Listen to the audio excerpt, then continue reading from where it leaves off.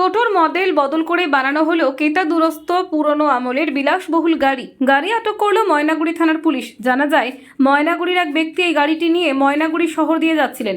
সেই সময় চোখে পড়ে ময়নাগুড়ি থানার পুলিশের। পরে পুলিশ গাড়িতে থাকা ব্যক্তিকে জিজ্ঞাসা করলে তিনি বলেন, এই গাড়িটি একটি টোটোর ভোল পাল্টে গাড়ি তৈরি করা হয়েছে, পুরনো দিনের বিলাসবহুল একটি গাড়িকে নকল করে। পরে পুলিশ গাড়িটিকে আটক করে ময়নাগুড়ি থানায় নিয়ে আসে। যদিও এই গাড়িটির কোনো চালককে পাওয়া যায়নি। ময়নাগুড়ি থানার পুলিশ এই গাড়িটিকে পুলিশ হেফাজতে নিয়েছে।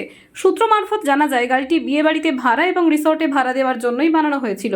এই গাড়িটির বিষয়ে ময়নাগুড়ি থানার আইসি সুবল ঘোষ কি বললেন শুনে নেওয়া যাক। একটা টোটোকে মডিফাই করে একটা গাড়ি তৈরি করেছে, সেই গাড়িটা যে আটক করেছেন কি আছে?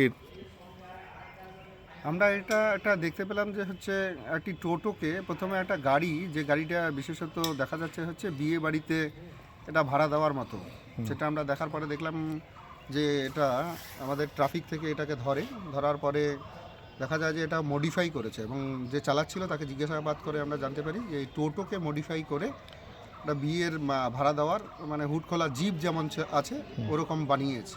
তো সেটা পারে না, কেন মডিফাই করতে গেলে যদি কিছু মডিফাই করতে হয় তাহলে প্রপার পারমিশন নিতে হবে, উইদাউট পারমিশনে এটা করতে পারে না।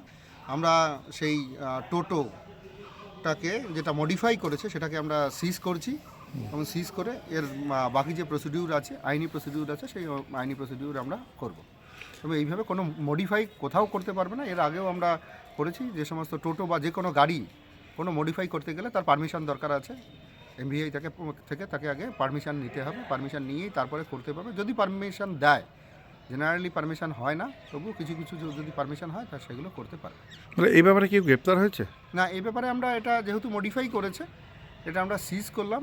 এটা কে মালিক আছে সেটা আমরা দেখছি, দেখে অ্যাজ পার রুল যেটাই হবে ল, আমরা সেই অনুযায়ী প্রসিকিউশন হোক বা কেস যেটাই আছে আমরা সেটা করব।